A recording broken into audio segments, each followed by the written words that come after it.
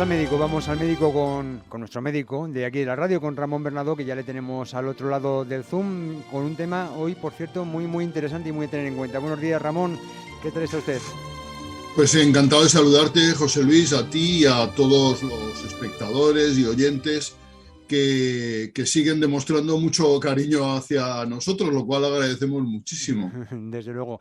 Hombre, cuando las cosas están bien hechas, es de bien nacidos ser agradecidos, con lo cual, pues oye, eso significa que estás haciendo bien las cosas. Yo simplemente soy el que abre el micro y el que cierra y el que da paso, y aquí la estrella eres tú. Como José decía Luis, ya el... sabes que la modestia es una cualidad que se pierde cuando se habla de ella. eh, vale, Tuché, venga, vamos a lo que vamos, porque como... que- Eso lo oí el otro día en una película y me pareció una frase estupenda, ¿no? O desde sea luego, que... desde luego. No hay más preguntas, señoría. Venga, vamos al tema de hoy. ¿Qué Pues mira, tenemos? vamos a hablar de, si te parece, José Luis, porque se ha publicado hace muy poquitos días un estudio que se titula La situación de las enfermedades cardiovasculares en España, hecho por una fundación, la Fundación Alternativas, y la conclusión es que las enfermedades cardiovasculares siguen siendo la principal causa de mortalidad en España a pesar de la pandemia, ¿no? O sea que a pesar hablamos de cifras del 2020, siempre el Instituto Nacional de Estadística publica los datos casi con un año de retraso, porque los datos del 2020 los ha publicado hace unos pocos meses, en noviembre del 21, ¿no? Entonces hablamos de datos de 2020. Y José Luis, para que te des idea, en España murieron en 2020 493.000 personas. Que son unas 80.000 más que el año anterior, ¿no? Que en 2019. Recordemos que en 2019 no había pandemia, en 2020 comienza la pandemia y se atribuyen a COVID-19 74.000 muertes, ¿vale? De las cuales son 60.000, diríamos, diagnosticadas y 14.000 el virus no identificado, pero sospechoso. Los datos del Instituto Nacional de Estadística son un poco superiores a los del Ministerio, porque el Ministerio solo considera COVID-19 lo que está diagnosticado fehacientemente con una prueba diagnóstica. En cambio, el Instituto Nacional de Estadística también incluye pacientes que hayan muerto por COVID-19 con sospecha clínica sin prueba diagnóstica. Por eso hay esa diferencia. Entonces, en 2020 murieron por COVID-19 74.000 personas y por enfermedades del corazón murieron 82.000 y 25.000 personas más de enfermedades cerebrovasculares. Y, por ejemplo, de enfermedad hipertensiva pura murieron 6.000 personas. O sea que esto nos lleva a pensar que prácticamente un tercio de las personas que murieron en 2020 murieron por enfermedades cardiovasculares. ¿Me explico? Y la cifra es muchísimo mayor de la mortalidad por COVID, ¿no? Para que te des idea del impacto que tiene las enfermedades cardiovasculares sobre la mortalidad. O sea, que es un impacto absolutamente bestial. Destaco también en las cifras, que esto lo pondré, este recorte lo pondré en mi blog, por ejemplo, los muertos por suicidio. En España murieron en 2020 3.941 personas por suicidio, lo cual significa, José Luis, que mueren más de 10 personas diarias, unas 12 personas diarias por suicidio diariamente, ¿vale? O sea, una cifra tremenda. Muchísimo más muertos por suicidio que por accidentes de tráfico. Y fíjate tú que en España, en las noticias, todos los lunes se dicen, este fin de semana han muerto tantas personas por accidentes de tráfico, o la mortalidad por COVID se da prácticamente diaria, y en cambio del suicidio, que es un problema gravísimo en España, en todos los países occidentales también, mueren todos los días 10 personas. Imagínate que todos los días se diera la noticia de la mortalidad por suicidio, pues sería de un impacto mediático tremendo, y no hablemos ya si se diera por la mortalidad diaria de enfermedades del corazón, que es absolutamente bestial, ¿no? Ujú. La verdad es que son datos que dan bastante que pensar, ¿verdad? ¿No? Claro. Este asunto. Mira, la realidad es que en España hay una población muy envejecida y la mortalidad cardiovascular, que es la principal causa de muerte, aunque también he de decir que el cáncer está en 108.000 muertos en 2020, o sea, las tres causas principales de muerte en el 2020 fueron cáncer, corazón o enfermedades vasculares y COVID, ¿no? COVID que diríamos ocupa el tercer lugar, un lugar importante, ¿no? Y que supone ese exceso de mortalidad respecto a años anteriores, esos 70.000, 80.000 personas que murieron más, pues hay que atribuirlas sobre todo al COVID principalmente, ¿no? Entonces, fíjate tú que el impacto de estas enfermedades y con una población como la que tenemos en España, una población muy envejecida, pues es previsible que la mortalidad por enfermedades cardiovasculares y por cáncer siga en aumento. Posiblemente el COVID se vuelva una enfermedad endémica, que haya que seguir encima de ella y puede haber pequeñas nuevas olas y tal, pero no va a ser una enfermedad que cause un impacto, esperemos, confiemos, grande en el futuro, ¿no? Con una gran población vacunada y tal. Pero sí las enfermedades cardíacas, ¿no? Las enfermedades cardíacas que en España ocupan un lugar importante por diversos motivos. Mira, primero, porque hay un gran grupo de jóvenes y mujeres, especialmente jóvenes y mujeres, de fumadores. El tabaco es un factor de riesgo cardiovascular de primer orden. España es uno de los países de la Unión Europea donde más se fuma, ¿vale? Y donde el tabaco es más barato.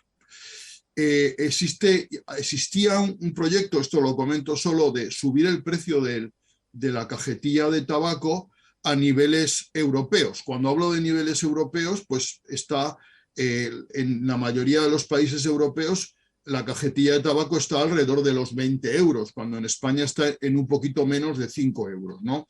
Y entonces la idea era subir progresivamente, más o menos progresivamente, el precio de la cajetilla de tabaco.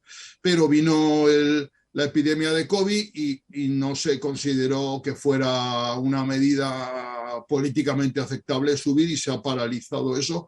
Pero el tabaco en Europa es muchísimo más caro y eso es una medida disuasoria muy importante.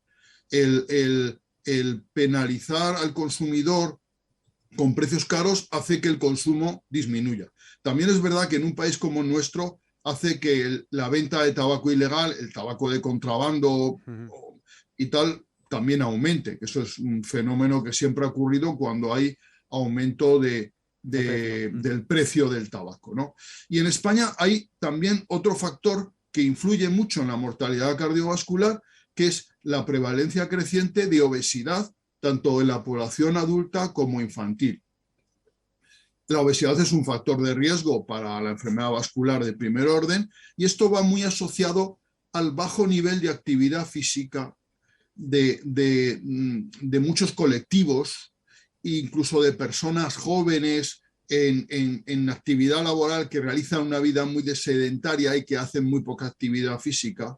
En España también hay un elevado consumo de alcohol y una pérdida del patrón de la dieta mediterránea entre los jóvenes, en donde el consumo de alimentos precocinados, que eso ya sabéis que siempre lo digo, es un auténtico veneno. Tomar cualquier alimento precocinado es envenenarse. Y de la comida rápida, del fast food, que también, bueno, el uso ocasional, no pasa nada en ningún caso, pero el uso frecuente sí que es peligroso para la salud, y abandonar la dieta mediterránea, que se basa sobre todo en productos frescos, pues verduras, frutas, mucho pescado, consumo razonable de aves, sobre todo de pollo, y bajo consumo de cerdo, cordero, que son carnes ricas en grasas, pues eso se va abandonando y entramos en una dieta inadecuada, ¿no? Y luego también otro factor importante es la detección precoz de la diabetes y de la hipertensión, dos enfermedades que pasan desapercibidas si no se buscan, si no se diagnostican. Nadie sabe si es hipertenso hasta que no se toma la tensión. Eso de decir yo me encuentro bien, no tengo ninguna enfermedad, no. Ya sabes lo que te digo siempre, José Luis, que un enfermo sano es simplemente, perdón, un paciente sano es simplemente un enfermo no diagnosticado, ¿me explico? Yeah. O sea que eso es así. Nadie puede saber si tiene bien la tensión si no se la toma. Por eso hay que tomarse la tensión ocasionalmente, hacer controles de tensión arterial, y nadie puede saber si es diabético o no si no se realiza analíticas de sangre determinando la glucosa y la hemoglobina glicada. Entonces, los exámenes de salud son importantísimos y la detección de estos factores de riesgo y su control: tabaco, obesidad, sedentarismo, diabetes e hipertensión, y la dislipemia, que es la consecuencia muchas veces. Dislipemia, hablamos de las alteraciones del colesterol, que es la consecuencia pues, de la obesidad, de una dieta inadecuada y del sedentarismo, ¿verdad? Todos estos factores unidos hacen que la enfermedad cardiovascular en España esté en alza, no disminuyendo. El envejecimiento de la población causa mortalidad en personas ancianas por insuficiencia cardíaca, por complicaciones de la hipertensión o de la diabetes, complicaciones vasculares, pero también hay casos de infarto agudo de miocardio o de accidentes vasculares cerebrales en personas relativamente jóvenes que reúnen todos estos criterios, que hacen poco ejercicio, que son obesos, que son fumadores, que tienen el colesterol alto, que a lo mejor tienen diabetes o hipertensión y no lo conocen. Entonces, todo esto hace que haya que tomar medidas a nivel general de la población para intentar controlar todos estos factores de riesgo sobre los que hay que incidir e intentar no solamente que la población viva más, sino que viva más sano, ¿no? ¿Y cuáles serían estas medidas? Perdona, José Luis. Desde tu punto de vista, ¿cuáles serían estas medidas que habría que tomar, que habría que emprender? Bueno, ya más o menos todos las podemos intuir un poquillo, ¿no? Claro, pues mira, van encaminadas. El tabaco está claro que las medidas restrictivas sobre el tabaco influyen mucho sobre la salud. Tú recuerdas, hace, no sé, casi 20 años, hace 15 años, se prohibió el consumo de tabaco en los bares. Fue una medida que en su momento fue muy polémica, una medida que ya se hacía en muchas partes de Europa, o sea que no era una medida, diríamos, pionera, y esto causaba además mucha inquietud entre los hosteleros, que pensaban que sus negocios iban a irse a pique prohibiendo el consumo de tabaco. Lejos de ser así, la hostelería no ha ido a menos, sino que ha ido a más, y el consumo de tabaco fuera de los bares no ha disminuido en absoluto el uso de los servicios de hostelería. Incluso a mí me decían dueños de cafeterías o de cervecerías que ahora van más personas a tomar en familia el vermú que antes, que se fumaba en los bares y que aquello salía oliendo siempre a tabaco. Pero mira, esa medida que parece que tuviera un impacto pequeño, implementó la disminución del infarto agudo de miocardio al año siguiente en un 12%. O sea que una medida como dejar de fumar en los bares disminuyó el infarto agudo de miocardio al año siguiente, en solo un año, un 12%, José Luis. O sea que fíjate tú, una medida tan legislativa en este caso, ¿no? Una medida legal, cómo tuvo un impacto tremendo en la mortalidad por infarto. Por eso hay que implementar medidas en las que fumar sea difícil. El acoso al fumador, ¿no? Eso que se habla muchas veces, el derecho a fumar. Sí hay derecho a fumar, nadie lo va a negar, pero hay que restringirlo, porque el tabaco es un veneno que produce un exceso de mortalidad tremendo y que hay que intentar tomar todas las medidas posibles para disuadir a la población de que el tabaco es malo y no deben de consumirlo, a veces disuadiéndoles con medidas como la subida de su precio, ¿no? Porque en todas las cajetillas hay imágenes terribles de cánceres, de trastornos vasculares. Cualquiera que sea fumador lo sabe. Lo que pasa es que eso no disuade al fumador, no disuade al fumador. O sea, fumador, a pesar de esas imágenes terribles y de que ponga en las cajetillas, ojo, el tabaco mata, sigue fumando. A ver, a lo mejor subiéndole el precio de la cajetilla, prohibiéndole fumar en determinados recintos o incluso en lugares públicos. En muchos países está prohibido fumar en los parques.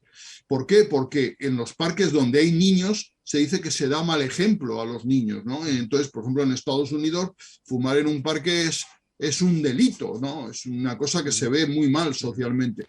Bueno, pues todas esas medidas disuasorias para el fumador habrá que implementarlas. Yo sé que esto que digo puede ser polémico, puede ser, puede haber personas que digan que estoy intentando atentar contra su derecho a fumar.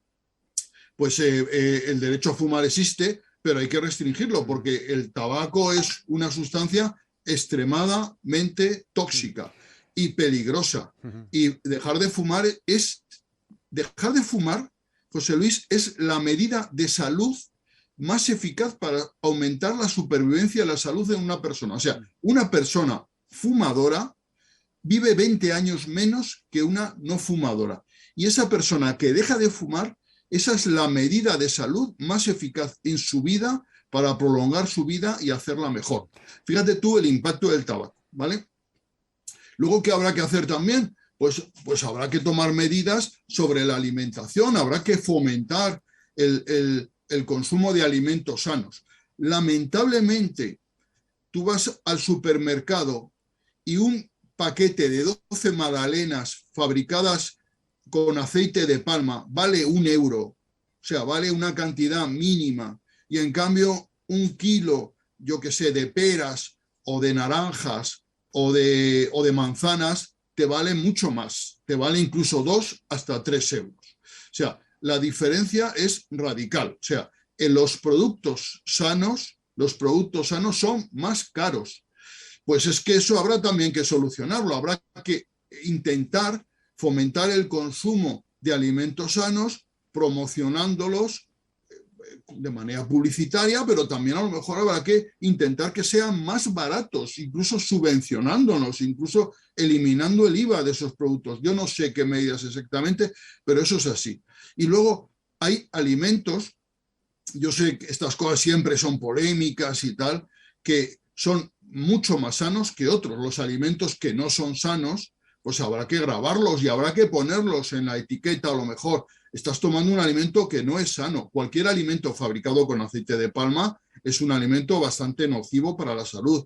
Y generalmente el aceite de palma, como es muy barato, va en alimentos que son muy baratos y que además son muy ricos, porque el aceite de palma da un sabor excelentísimo, ¿no? Entonces, tenemos en el supermercado, si tú que eres comprador de supermercado, José Luis, pues vas y encuentras una docena de croissants por poco, o por €1 o poco más. Y eso no es recomendable. Ese alimento no puede ser tan barato que incentive su consumo. Y hay alimentos sanos, manzanas, peras, la verdura, cualquier tipo de verdura, brócoli, que son muchísimo más caros. Eso no puede ser. Eso hay que intentar implementar esas medidas. Y luego hay que hacer exámenes de salud a las personas.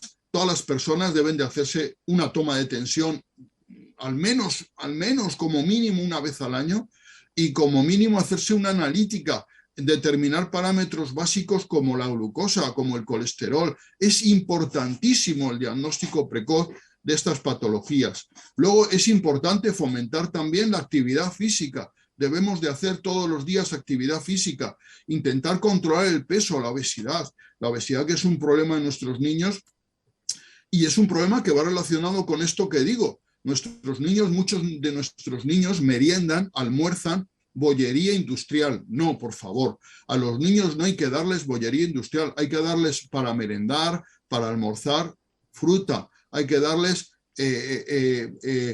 bocadillos de pan, no de pan Bimbo, de pan, no quiero citar marcas, de pan de molde, que también contiene grasas no adecuadas, ¿no? O sea, intentar fomentar una alimentación sana que evite la obesidad, tanto en el adulto como en el niño, y luego actividad física. Es importante que los niños, que todos hagamos actividad física diaria.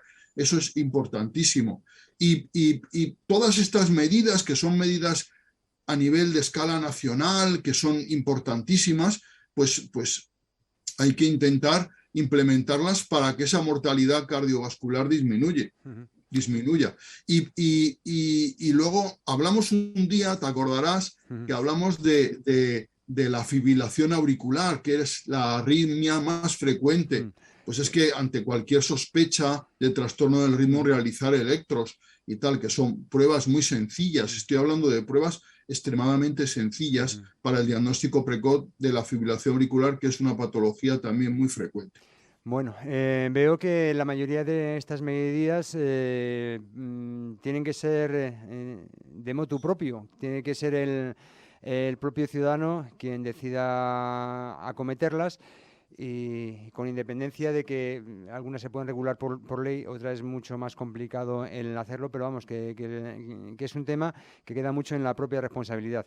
Pero que hay que tener precisamente por eso mucho más en cuenta, porque cuando se nos paran los pies, como decías, con medidas legales, pues parece que los resultados, bueno, ya lo has dicho, ya se pueden ver Claro. y son más predecibles, pero cuando depende de uno mismo, parece que nos pensamos que todo vale. No, Ramón. pero muchas veces las medidas legales, las medidas sanitarias globales influyen sobre nuestro comportamiento. Ahora se está elaborando, la ministra Carolina Darias está elaborando, o el Ministerio de Sanidad, un programa que es de estrategia en salud cardiovascular dentro del Sistema Nacional de Salud, que ahora se ha expuesto a las comunidades autónomas, está moviéndose, diríamos, el asunto para desarrollar una serie de actuaciones para el abordaje integral de la salud cardiovascular. Esto es muy importante, y todas estas medidas que yo he soltado así sin mucho pensar deben de estar protocolizadas, deben de estar bien diseñadas para intentar influir sobre la población general, para que todas estas cuestiones que dependen de la voluntad individual, dejar de fumar depende de la libertad individual, el hacer ejercicio, el comer sano, el evitar la hipertensión, la diabetes, todas ellas dependen mucho de la libertad individual, pero también de la acción del sistema de salud. Ramón Bernardo, muchísimas gracias por este ratito que de nuevo nos has regalado a la mañana de Guadalajara, hoy reflexionando sobre unos temas que, claro, son importantes, pero claro, lo más importante es el asumirlos como tales, como temas básicos para la propia salud, y que en la mayoría de los casos es de nosotros de quien depende el llevar unas buenas o malas prácticas. Ramón, hablamos ya de salud la próxima semana, pero de cine mañana mismo, ¿de acuerdo?